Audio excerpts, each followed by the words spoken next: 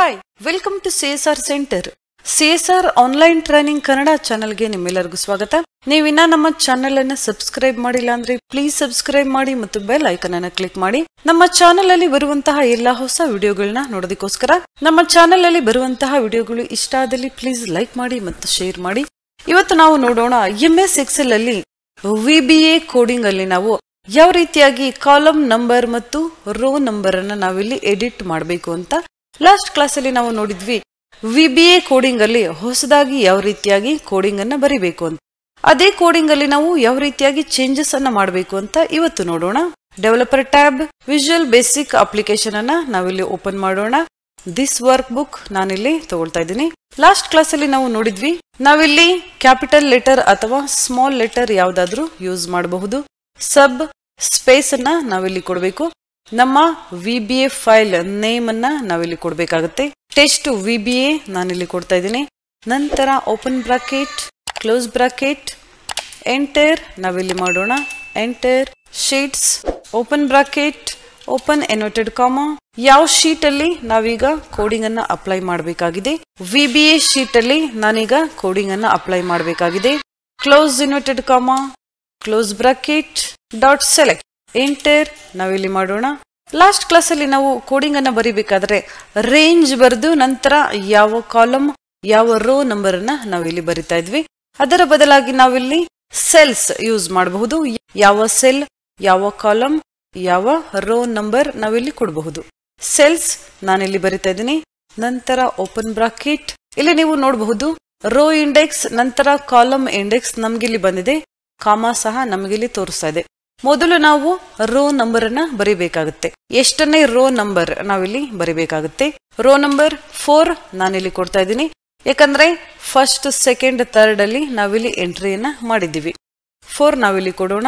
ನಂತರ comma, column number ಅನ್ನ ಕೊಡ್ಬೇಕಾಗುತ್ತೆ. ನಾವಿಲ್ಲಿ ಕಾಲಮ್ ಅಂದಾಗ ABCD ಈ ರೀತಿಯಾಗಿ ಕೊಡ್ತಾ ಇದ್ವಿ. A ಕಾಲಮ್ಗೆ first, B column second, C column third, D column fourth ಈ ರೀತಿಯಾಗಿ ನಾವಿಲ್ಲಿ ಕನ್ಸಿಡರ್ ಮಾಡಿ ನಂಬರ್ ಅನ್ನ ಬರಿಬೇಕಾಗುತ್ತೆ. ಯಾವ ಕಾಲಮ್ ಅಲ್ಲಿ?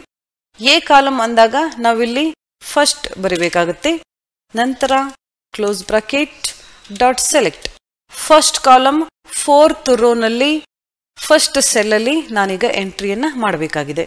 ಸೆಲೆಕ್ಟ್ ಆಗುತ್ತೆ ಇಲ್ಲ ಅಂತ ನಾವೀಗ ಕೋಡ್ ಅನ್ನ ರನ್ ಮಾಡಿ ನೋಡೋಣ. ಒಂದು ಎಂಟರ್ ನಾವಿಲ್ಲಿ ಮಾಡೋಣ.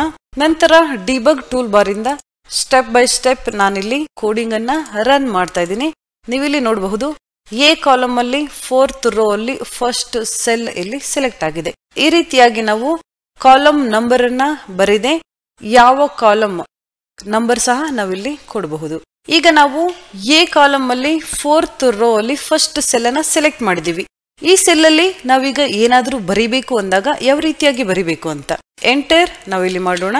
ನಂತರ ಆಕ್ಟಿವ್ ಸೆಲ್ ಅಂದಾಗ ಯಾವ ಸೆಲ್ ಇಲ್ಲಿ ಸೆಲೆಕ್ಟ್ ಆಗಿದೆ ಅದಕ್ಕೆ ನಾವಿಲ್ಲಿ ಆಕ್ಟಿವ್ ಸೆಲ್ ಅಂತೇಳಿ ಕರಿತೀವಿ. ಆಕ್ಟಿವ್ ಸೆಲ್ ನಾವಿಲ್ಲಿ ಬರಿಬೇಕಾಗುತ್ತೆ. ನಂತರ ಡಾಟ್ ಬರಿಬೇಕಾಗುತ್ತೆ. ಇಲ್ಲಿ ಕೆಲವು ಕಮಾಂಡ್ಸ್ ಬರುತ್ತೆ, ಅದನ್ನ ನೀವು ನೋಡಿ ಕೋಡಿಂಗ್ ಅನ್ನ ಬರಿಬಹುದು. ಫಾರ್ಮುಲಾ R1C1 ನಾವು ಬರಿಬೇಕಾಗುತ್ತೆ. ಫಸ್ಟ್ ಕ್ಲಾಸ್ ಅಲ್ಲಿ ನಾನು ಹೇಳಿದ್ದೀನಿ VBA ಕೋಡಿಂಗ್ ಅಲ್ಲಿ ಫಾರ್ಮುಲಾ R1C1 ನಾವು ಬರಿಬೇಕಾಗುತ್ತೆ ಅಂತ. ಫಾರ್ಮುಲಾ R1C1 ಎಲ್ಲಿ ಬಂದಿದೆ ನೀವು ಇಲ್ಲಿ ನೋಡಬಹುದು. ನಂತರ ಸ್ಪೇಸ್ ನಾವಿಲ್ಲಿ ಕೊಡೋಣ. Equal symbol, space, open inverted comma. ಏನು ಡೇಟಾ ನಾವಿಲ್ಲಿ ಎಂಟ್ರಿ ಮಾಡಬೇಕಾಗಿದೆ ನೀವು ಇಲ್ಲಿಂದ ಬರಿಬಹುದು. 3 ನಂಬರ್ ನಾನಿಲ್ಲಿ ಎಂಟ್ರಿ ಮಾಡಬೇಕಾಗಿದೆ. ನಾನಿಲ್ಲಿ ಬರೆದಿದ್ದೀನಿ 1 2 ಸೀರಿಯಲ್ ನಂಬರ್ ಅನ್ನ ನಾನಿಲ್ಲಿ ಎಂಟ್ರಿ ಮಾಡಿದ್ದೀನಿ. ಸೀರಿಯಲ್ ನಂಬರ್ 3 ನಾನಿಲ್ಲಿ ಬರಿಬೇಕಾಗಿದೆ. ನಂತರ ಕೋಡಿಂಗ್ ಅನ್ನ ರನ್ ಮಾಡಿ ನೋಡೋಣ.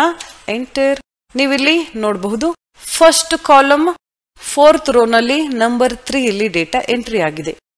ನೀವಿಲ್ಲಿ ನೋಡಬಹುದು. ಈ ರೀತಿಯಾಗಿ ನಾವು ಕೋಡಿಂಗ್ ಅನ್ನ ಬರಿಬಹುದು. ನಂತರ ನಾವಿಲ್ಲಿ ಸ್ವಲ್ಪ ಚೇಂಜಸ್ ಅನ್ನ ಮಾಡೋಣ. 3 ಇರೋದಿನ ನಾನಿಲ್ಲಿ 32 ಮಾಡ್ತಾ ಇದ್ದೀನಿ. ಒಂದೇ VBA ಫೈಲ್ ಅಲ್ಲಿ ಎಷ್ಟು ಕೋಡಿಂಗ್ ಬೇಕಾದ್ರೂ ನಾವಿಲ್ಲಿ ಬರಿಬಹುದು. ಇಲ್ಲಿ ಯಾವ ರೀತಿಯಾಗಿ ನಾವಿಲ್ಲಿ ಸ್ಟಾರ್ಟ್ ಮಾಡಿದೀವಿ ಕೋಡಿಂಗ್ ಅನ್ನ ಅದೇ ರೀತಿಯಾಗಿ ನಾವಿಲ್ಲಿ ಬರಿಬೇಕಾಗುತ್ತೆ. ನಂತರ ನಾವಿಲ್ಲಿ ಕೋಡಿಂಗ್ ಅನ್ನ ಸ್ಟಾರ್ಟ್ ಮಾಡೋಣ. SUB ಸಬ್ VBA ಫೈಲ್ ನೇಮ್ ಅನ್ನ ನಾವಿಲ್ಲಿ ಟೈಪ್ ಮಾಡೋಣ. TEST ಟೆಸ್ಟ್ VBA 2 ನಾನಿಲ್ಲಿ ಕೊಡ್ತಾ ಇದ್ದೀನಿ. Space, open bracket, close bracket, enter. ಹೊಸ ಫೈಲ್ ಇಲ್ಲಿ ಓಪನ್ ಆಗಿದೆ, ನೀವು ಇಲ್ಲಿ ನೋಡಬಹುದು. ನಂತರ ಯಾವ ಶೀಟ್ ಅಲ್ಲಿ ನಾವಿಲ್ಲಿ ಕೋಡಿಂಗ್ ಅನ್ನ ಬರಿಬೇಕು. ಇಲ್ಲಿ ನಾವು ಶೀಟ್ ನೇಮ್ ಅನ್ನ ಚೇಂಜ್ ಮಾಡೋಣ. VBA ಶೀಟ್ 3 ನಾನಿಲ್ಲಿ VBA 2 ಚೇಂಜ್ ಮಾಡ್ತಾ ಇದ್ದೀನಿ. VBA 2 ಈ ರೀತಿಯಾಗಿ, ನಂತರ VBA 3 ಈ ರೀತಿಯಾಗಿ ನಾನಿಲ್ಲಿ ಶೀಟ್ ನೇಮ್ ಅನ್ನ ಚೇಂಜ್ ಮಾಡಿದ್ದೀನಿ. ಶೀಟ್ಸ್ ನಾವಿಲ್ಲಿ ಬರಿಬೇಕಾಗುತ್ತೆ. Open bracket, open inverted comma. ಯಾವ ಶೀಟ್ ಅಲ್ಲಿ ನಾವೀಗ ಕೋಡಿಂಗ್ ಅನ್ನು ಬರಿಬೇಕು? VBA 2 ನಾನಿಲ್ಲಿ ಕೊಡ್ತಾ ಇದ್ದೀನಿ. Close inverted comma, close bracket, dot select, enter ನಾವಿಲ್ಲಿ ಮಾಡೋಣ. VBA ಸೆಕೆಂಡ್ ಶೀಟ್ ಅಲ್ಲಿ ನಾವೀಗ ಕೋಡಿಂಗ್ ಅನ್ನ ಬರಿತಾ ಇದ್ದೀವಿ. ಯಾವ ಸೆಲ್ ಅಲ್ಲಿ ನಾವು ಏನು ಎಂಟ್ರಿ ಮಾಡಬೇಕಾಗಿದೆ? ಸೆಲ್ಸ್, ಓಪನ್ ಬ್ರಾಕೆಟ್, ಯಾವ ಸೆಲ್ ಮೊದಲು ನಾವಿಲ್ಲಿ ಸೆಲ್ ನಂಬರ್ ಅನ್ನ ಬರಿಬೇಕಾಗುತ್ತೆ.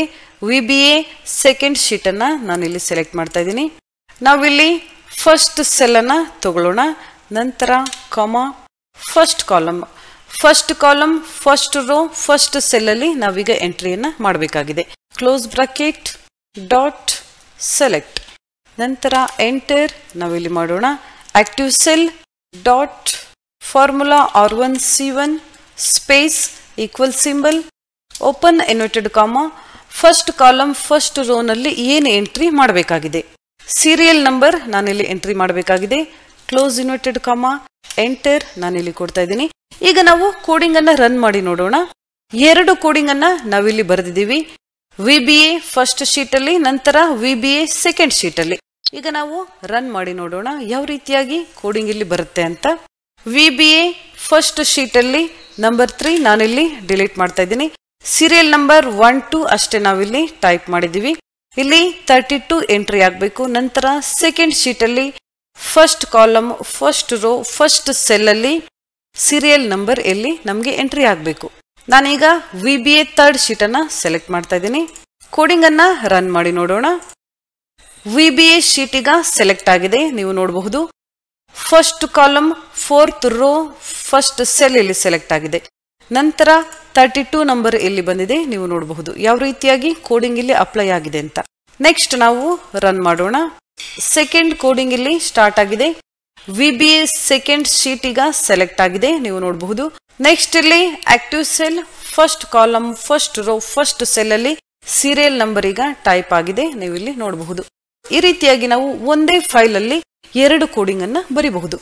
ಈಗ ನಾವು ಬರೆದಿರುವಂತಹ ಕೋಡಿಂಗ್ಗೆ ಯಾವ ರೀತಿಯಾಗಿ ಬಟನ್ ಅನ್ನ ಇನ್ಸರ್ಟ್ ಮಾಡಬೇಕು ಅಂತ ನೋಡೋಣ. ಈ ಫೈಲ್ ಅನ್ನ ನಾವೀಗ ಸೇವ್ ಮಾಡೋಣ. ಸೇವ್ VBA ಫೈಲ್, ಸೇವ್ ನಾನಿಲ್ಲಿ ಕೊಡ್ತಾ ಇದ್ದೀನಿ. ಈಗ ನಾವು ಇಲ್ಲಿ ಬಟನ್ ಅನ್ನ ಇನ್ಸರ್ಟ್ ಮಾಡೋಣ. Insert shape, illustrations, shapes, rectangle shape ಅನ್ನ ನಾನಿಲ್ಲಿ ಇನ್ಸರ್ಟ್ ಮಾಡ್ತಾ ಇದ್ದೀನಿ. ನಂತರ ಇನ್ನೊಂದು ಡೂಪ್ಲಿಕೇಟ್ ನಾನಿಲ್ಲಿ ತಗೊಳ್ತಾ ಇದ್ದೀನಿ. ಈ ರೀತಿಯಾಗಿ ನೀವಿಲ್ಲಿ ಈಗ ನೇಮ್ ಅನ್ನ ಕೊಡಬಹುದು. ನಾವೀಗ ನೇಮ್ ಅನ್ನ ಕೊಡೋಣ. ಡಬಲ್ ಕ್ಲಿಕ್ ಮಾಡಿ VBA 1, ನಂತರ VBA 2. ನಾವು ಮಾಡಿರುವಂತಹ ಕೋಡಿಂಗ್ ಅನ್ನ ಇಲ್ಲಿ ಲಿಂಕ್ ಮಾಡಬೇಕಾಗಿದೆ. ರೈಟ್ ಕ್ಲಿಕ್ ಮಾಡೋಣ. ರೈಟ್ ಕ್ಲಿಕ್ ಮಾಡಿದ ನಂತರ ಅಸೈನ್ ಮ್ಯಾಕ್ರೋ ಆಪ್ಷನ್ ನಮ್ಗಿಲ್ಲಿ ಸಿಗುತ್ತೆ. ನಾವಿಲ್ಲಿ ಕ್ಲಿಕ್ ಮಾಡಿದ್ರೆ ನಾವಿಲ್ಲಿ 2 ಕೋಡಿಂಗ್ ಅನ್ನ ಬರೆದು ಸೇವ್ ಮಾಡಿದ್ವಿ. ನಂತರ ಫೈಲ್ ನೇಮ್ ಸಹ ನಾವಿಲ್ಲಿ ಕೊಟ್ಟಿದ್ದೀವಿ, ನೀವು ನೋಡಬಹುದು. ದಿಸ್ ವರ್ಕ್ ಬುಕ್ ಅಲ್ಲಿ ಟೆಸ್ಟ್ VBA ನಂತರ ಟೆಸ್ಟ್ VBA 2 2 ಕೋಡಿಂಗ್ ಅನ್ನ ನಾವಿಲ್ಲಿ ಕ್ರಿಯೇಟ್ ಮಾಡಿದ್ವಿ. ಟೆಸ್ಟ್ VBA ನಾನಿಲ್ಲಿ ಸೆಲೆಕ್ಟ್ ಮಾಡ್ತಾ ಇದ್ದೀನಿ. ನಂತರ ಓಕೆ ನಾವಿಲ್ಲಿ ಕೊಡೋಣ. ಸೆಕೆಂಡ್ VBA ಬಟನ್ ಮೇಲೆ ಕ್ಲಿಕ್ ಮಾಡೋಣ. Assign macro, select file, okay. ನಂತರ ನಾವಿಲ್ಲಿ ಕ್ಲಿಕ್ ಮಾಡೋಣ. ನೀವಿಲ್ಲಿ ನೋಡ್ತಾ ಇರಬಹುದು ಹ್ಯಾಂಡ್ ಸಿಂಬಲ್ ನಮ್ಗಿಲ್ಲಿ ಕಾಣಿಸ್ತಾ ಇದೆ. ಬೇರೆ ಕಡೆ ನಾವಿಲ್ಲಿ ಮೌಸ್ ಕರ್ಸರ್ ಅನ್ನ ತಗೊಂಡೋದ್ರೆ ಪ್ಲಸ್ ಸಿಂಬಲ್ ನಮ್ಗೆ ಕಾಣಿಸ್ತಾ ಇದೆ. ಶೇಪ್ ಮೇಲೆ ತಗೊಂಡೋದ್ರೆ ಹ್ಯಾಂಡ್ ಸಿಂಬಲ್ ನಮ್ಗಿಲ್ಲಿ ಕಾಣಿಸ್ತಾ ಇದೆ. ನಾವೀಗ ಕೋಡಿಂಗ್ ಅನ್ನ ರನ್ ಮಾಡಿ ನೋಡೋಣ. ನಾವಿಲ್ಲಿ ಕ್ಲಿಕ್ ಮಾಡೋಣ.